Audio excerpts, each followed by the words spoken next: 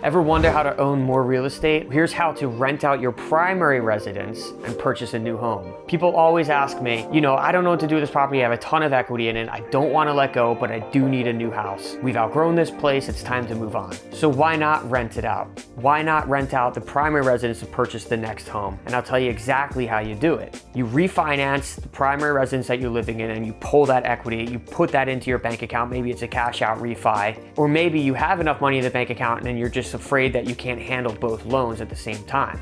Well, most lenders are going to require that you have a first month, last month security deposit. That's it. But then they can rebalance the loan on the primary residence to turn that into an investment property. Now, if you're wondering, what about the down payment on the next house? We were going to sell this house, so we have a lump sum to purchase the next house. Well, maybe there's a way to pull a HELOC on that investment property. Maybe there's a way to cash out refi and pull that equity out and use that towards the down payment of the next house. Now, remember, when you're buying a primary residence, you can put as little as 3.5% down.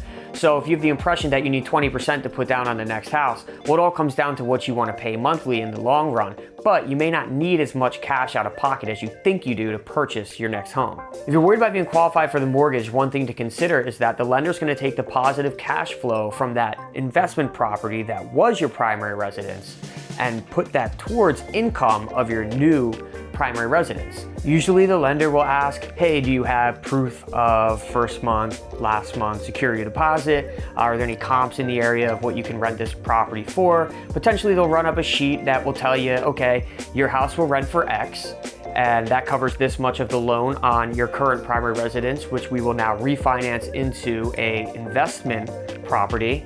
And here's what you'll be approved for your next purchase of your next house. Now, it may seem like a lengthy process, but it really isn't that complicated.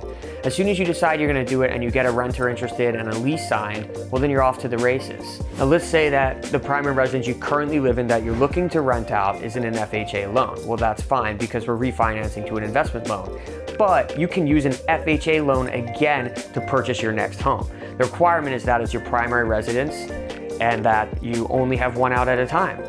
So if you're worried about, I may not qualify for a conventional loan when I have an investment property, well, it doesn't really matter. You can continue to buy houses with FHA loans over and over and over again. Now, maybe one of the reasons why you want to purchase another home is just because you want to own more real estate that you want to add to your portfolio. One great option I bring up to a lot of those clients is house hacking. House hacking is when you own a multifamily unit like a duplex or a triplex. And what you do is you live in a portion of it and you rent the other portion out so that the rental income of the unit you are renting out pays the mortgage for the entire building. Later down the road, you can refinance that back into an investment loan, pull out another loan, and purchase another primary residence. If it all feels like a hassle, maybe it feels just too risky for you, remember, at least at the end of the day, you own more property. And if you're ever in a pinch, you can always sell off either your investment properties or your primary residence and start all over again. If you have any questions about renting out your primary residence and purchasing a new one, feel free to shoot me an email at thebuckscountyrealtor@gmail.com. I'd love to have a conversation with you.